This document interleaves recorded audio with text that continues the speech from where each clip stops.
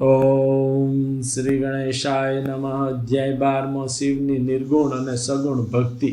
નારદ ઉવાચ બ્રહ્મન્ન પ્રજાપતે તાત ધન્યસ્વત્વં શિવશક્તિઃ એતદેવ પુનઃ સમ્યક બ્રૂહિ મે વિસ્તરાદ્વિધે. નારદ બોલ્યા, હે તાત બ્રહ્મન, હે પ્રજાપતિ, આપ શિવમાં આસક્ત બુદ્ધિવાળા છો, તેથી ધન્ય છો. હે બ્રહ્મન, તે જ પૂજા વિધિ ફરી વિસ્તારથી આપ મને કહો. બ્રહ્મા બોલ્યા, હે તાત, એક વખતે કમળમાં ઉત્પન્ન થયેલા મેં સર્વ ઋષિઓ અને દેવોને બોલાવી પ્રેમથી સુંદર વચન કહ્યું કે જો તમને નિત્ય સુખમાં શ્રદ્ધા હોય અને જો તમે સિદ્ધિની ઈચ્છા રાખતા હો તો મારી સાથે ક્ષીર સમુદ્રના કિનારે પર ચલો. એ પ્રમાણે વચન સાંભળી એ દેવો જ્યાં સર્વનું હિત કરનારા વિષ્ણુ ભગવાન બિરાજે છે ત્યાં મારી સાથે ગયા. હે મુનિ, ત્યાં જઈને દેવના દેવ અને જગતના નાથ વિષ્ણુ ભગવાનને નમસ્કાર કરી બે હાથ જોડી દેવોએ સ્તુતિ કરી. ત્યારે વિષ્ણુ ભગવાને બ્રહ્માદિ દેવોને ત્યાં ઉભેલા જોઈ શિવના ચરણ કમળનું સ્મરણ કરી ઉત્તમ વચન કહ્યું. વિષ્ણુ બોલ્યા, હે બ્રહ્માદિ દેવો અને ઋષિઓ, તમે શા માટે આવ્યા છો તે બધું પ્રેમથી તમે કહો. હમણાં તમારે મારું શું કામ પડ્યું છે? બ્રહ્મા બોલ્યા, એમ જ્યારે વિષ્ણુ ભગવાને અને મેં પૂછ્યું ત્યારે તે દેવો ફરી પ્રેમથી પ્રણામ કરી હમણાં શું કામ પડ્યું છે એ પ્રશ્નનો ઉત્તર જણાવવા શુભ વચન બોલ્યા. વિષ્ણુ બોલ્યા, દુઃખને દૂર કરનારી નિત્ય સેવા કયા દેવની કરવી?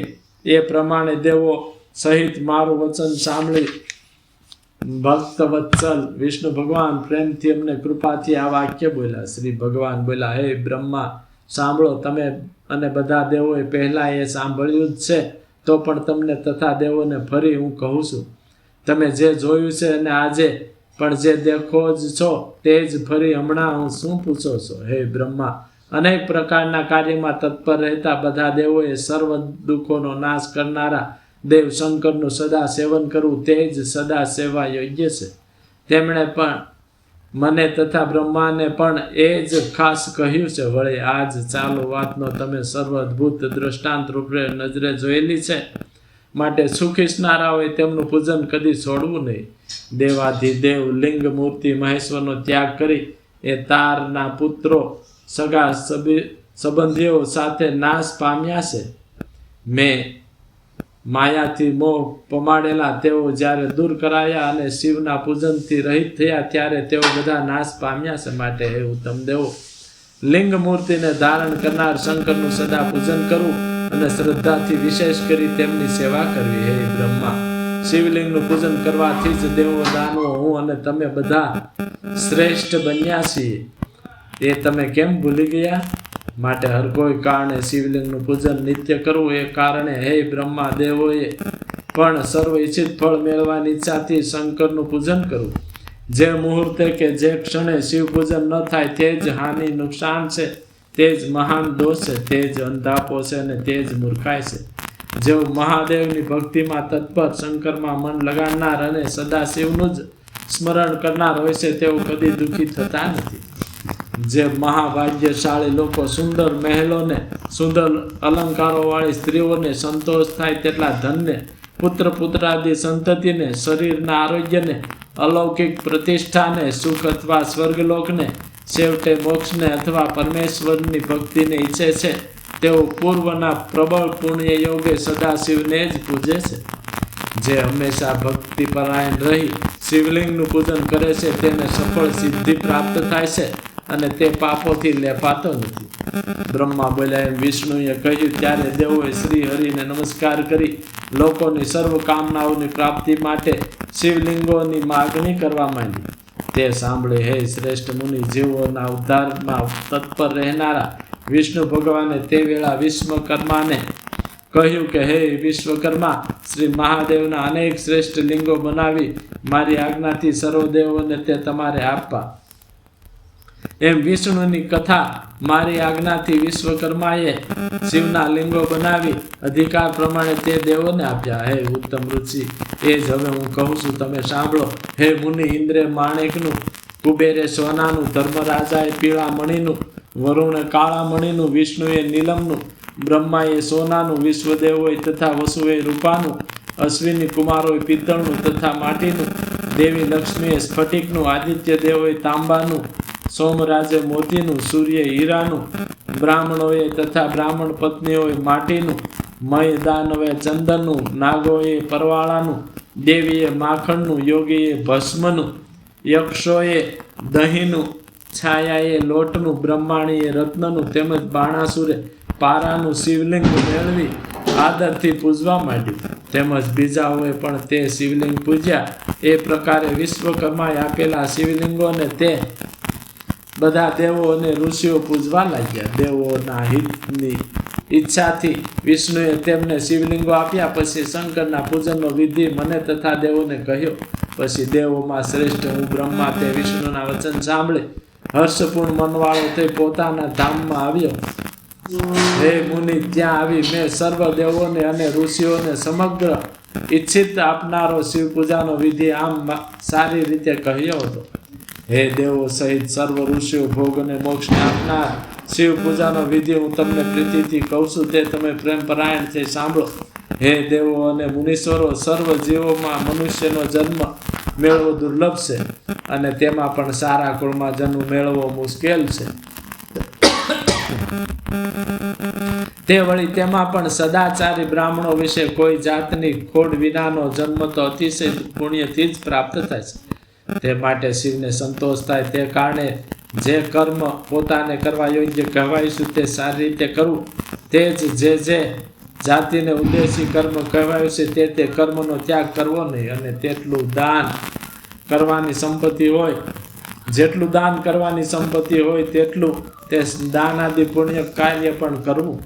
1000 કર્મયજ્ઞો કરતાં એક તપયજ્ઞ વધે છે, 1000 તપયજ્ઞ કરતાં એક જપયજ્ઞ વધે છે. છતાં ધ્યાન યજ્ઞથી શ્રેષ્ઠ તો કંઈ જ નથી, કારણ કે ધ્યાન જ્ઞાનનું સાધન છે. તેમજ યોગી પુરુષ એ ધ્યાનથી એક રસવાળા પોતાના ઈષ્ટદેવ પરમાત્માને જુએ છે. ધ્યાન યજ્ઞમાં મગ્ન રહેતા તે યોગીની સમીપ જ શંકર સદા વસે છે. એવા ધ્યાનનિષ્ઠ વિજ્ઞાની પુરુષો માટે પ્રાયશ્ચિત આદિ કંઈ પણ શુદ્ધિ કરનારા હોતા નથી. હે બ્રહ્મન, જેઓ બ્રહ્મ વિદ્યાથી વિશુદ્ધ થયેલા છે અને જે લોકો બ્રહ્મવેતા હોય છે તેઓ માટે તો કોઈ ક્રિયા છે જ નહીં, અને વિચાર કરતા સુખ દુઃખ, ધર્મ અધર્મ, જપ હોમ, ધ્યાન અને ધ્યાનાવિધિ વગેરે પણ તેમને માટે નથી. તેઓ સર્વકાળ નિર્વિકાર હોય છે અને તે બ્રહ્મ વિદ્યાથી જ તેઓ અમર મુક્ત થઈ શક્યા છે. એવા યોગીઓના હૃદયમાં પરમાનંદને કરનાર વિશુદ્ધ શિવ સ્વરૂપ, અવિનાશી, સર્વવ્યાપી, અવયવો રહિત અને જાણવા યોગ્ય એવું શિવલિંગ જ રહેલું હોય છે. હે બ્રાહ્મણો, બહારનું અને અંદરનું એમ 2 પ્રકારના શિવલિંગો કહેલા છે. તેમાં બહારનું સ્થૂલ કહેવાય છે અને અંદરનું સૂક્ષ્મ મનાય છે. જેમને કર્મ યજ્ઞમાં પ્રીતિ હોય છે તેઓ સ્થૂળ લિંગના પૂજનમાં આસક્ત થાય છે.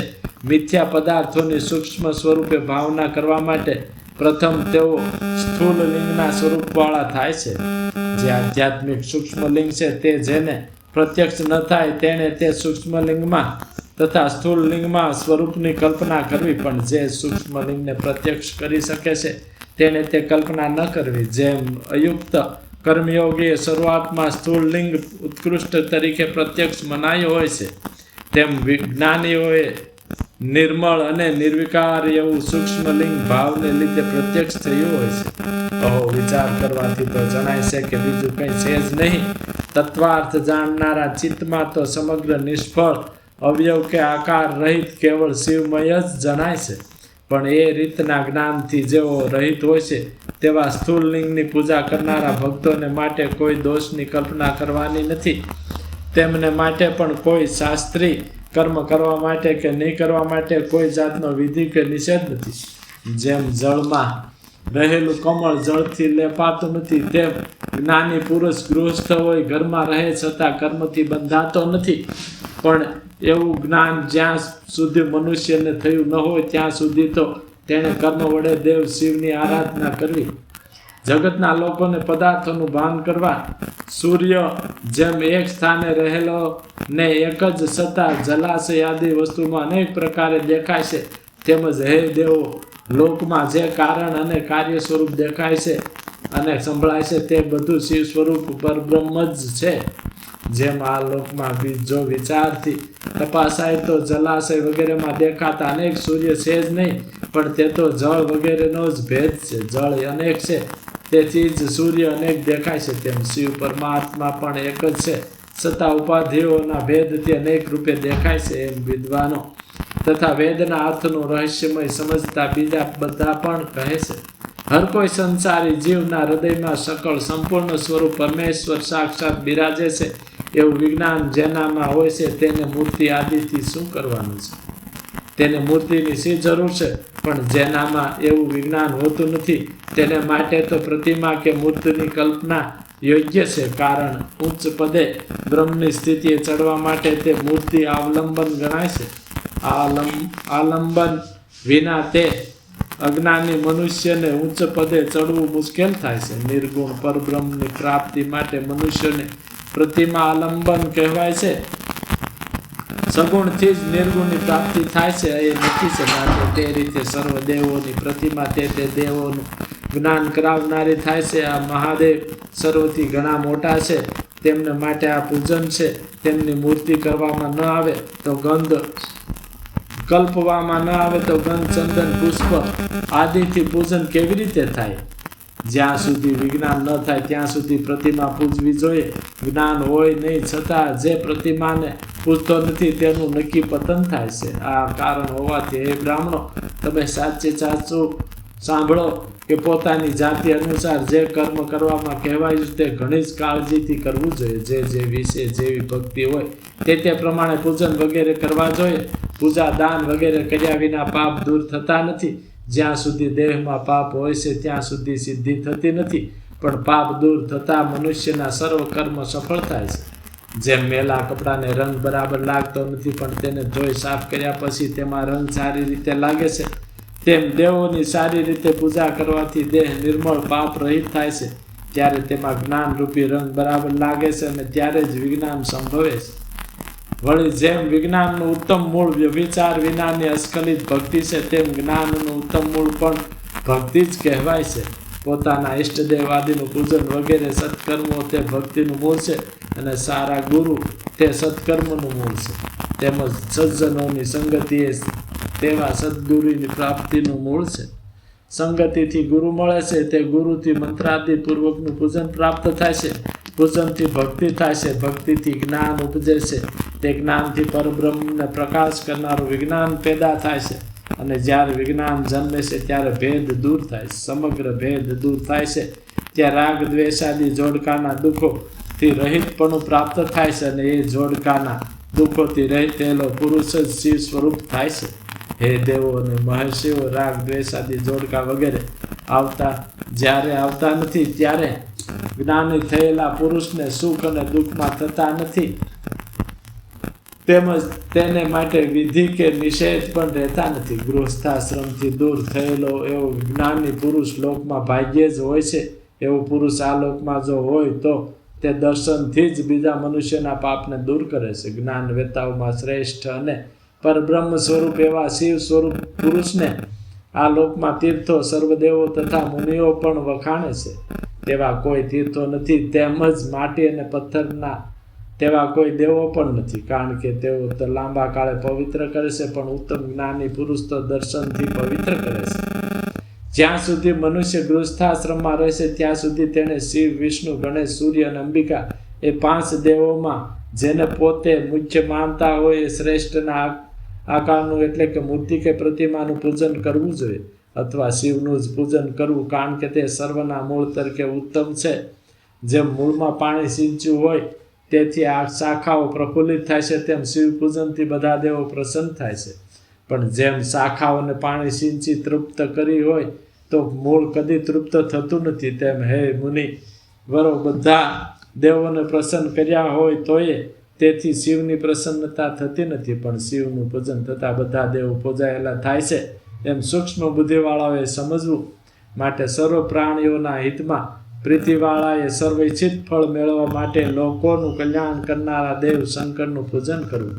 તસ્માચ્ચ પૂજ્ય દેવમ શંકરમ લોક શંકરમ સર્વકામનું ફલમ વાપ્યસ્યે સર્વભૂત હિતે રતઃ ઇતિ શ્રી શિવ મહાપુરાણમાં બીજી રુદ્ર સંહિતામાં પ્રથમ ખંડમાં સૃષ્ટિના ઉપાખ્યાનમાં શિવની નિર્ગુણ અને સગુણ ભક્તિ નામનો 12મો અધ્યાય સમાપ્ત. બોલ મહાદેવની જય.